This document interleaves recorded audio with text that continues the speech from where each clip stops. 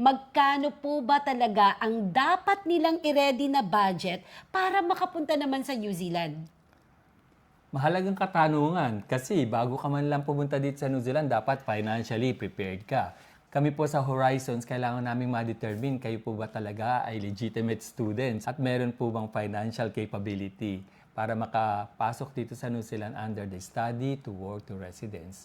Ang minimum requirements, kailangan meron kang maintenance funds. Ito po ay about 20,000 New Zealand dollars kung ikaw ay mag-apply ng student visa. Plus, on an average, it ranges from 30 to 45,000 ang tuition fee.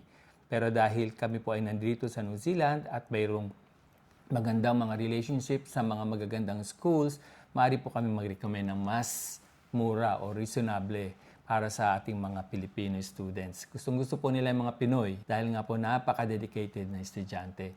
Now, kung dadalhin mo naman ang iyong asawa o partner, dapat meron kang 4,200 para sa partner. At magpakita ng konti pang funds for the living expenses ng mga dadalhin ninyong mga anak. Pero kung gusto nyo po malaman kung magkano talaga yung breakdown, piece by piece, kung magkano kailangan po natin, makipag-ugnayan lamang po kayo sa amin. We will sit down with you. Sasabihin po namin ito ang nakikita namin expenses ninyo from the tuition fee to the living expenses at kung mayroon pa mga ibang expenses na kakailanganin.